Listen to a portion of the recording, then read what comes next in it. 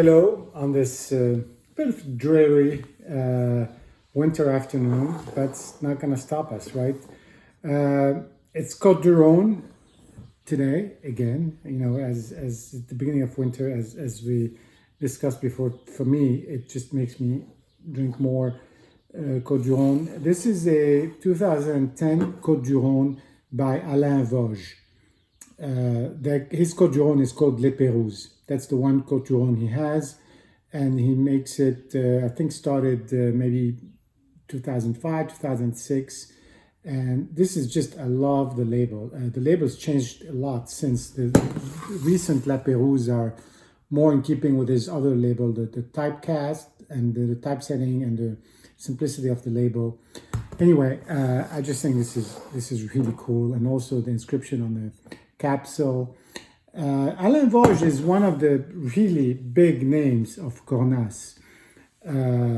He and others like, you know, Clap and Alain and some of the older names are really sort of what put this region on the map. Unfortunately, he just died like last year in 2020, and I think there's no next generation. It's been taken over by another person, I think Lionel Fessé or something like this. But I think it's still called Domaine Alain Voge. We'll just have to see how that develops. Voge made some amazing cornas, you know, well known. The top of the line is Les Vieilles Fontaines, which is just mind blowing. Then there's Les Vieilles Vignes. And the Vieilles Fontaines is not even made every year. He really has to decide that he's got amazing grapes to do wine with. And then the regular Cornas, if you want, is called Les Chailles or Chaillot, Les Chaillets. This vineyard's name is used in many different, you know, variations across the board in the different producers. And he has a Saint Joseph, he has a couple of whites, and he has this one Côte du Rhône. The Côte du Rhône is interesting for him. It's just Syrah.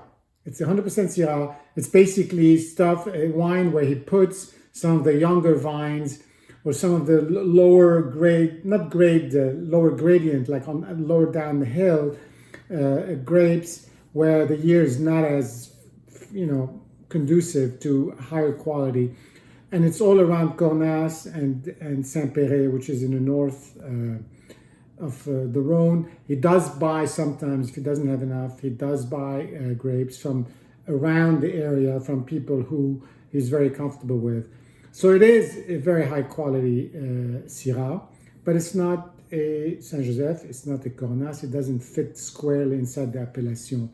And what I really like about a lot of these Northern Rhône producers is they do make often an incredibly high quality Côte du Rhône. I mean, you've got the Clap Côte du Rhône, you've got the Jamais Côte du Rhône, you've got the Stéphane Augier, he makes a really good Côte du Rhône, Le Temps est Venu. You've got some of the Guigal, but Guigal is not a Northern Rhône producer, he's all over the place. He makes a really good Côte du Rhône, but that's more of a typical Côte du Rhône. Anyway, I think if you find a Côte du Rhône made by one of these top Northern Rhône producers, you're gonna be happy because the price is significantly lower and it's usually very good quality. Anyway, this is 2010, very nice vintage, and this is sort of the right time to be having it, I think. And then let's see what we have here. Looking at the color, it's just very dark, which is what you'd expect with a Syrah. On the surface, you're not gonna see that. You do have some of that purple, especially around the edges, but around the edges, the purple is a little bit lighter, starting to get a little bit orangey. And I'm sorry I cannot show you this, but just a tiny bit. It still looks, to the look, you know, and it looks really still very, very vigorous. On the nose, and I've had it before, this is not the first, you know, I've opened it a couple of days ago. It's really just generous. It's fruity, it's lush. It's still in its prime without any sharp edges. You can definitely say that this is just a wine about forward fruit and There's still a little bit of acetate on it, which is kind of interesting because that's typically more of a younger wine, notion. But this is, it's just what it is.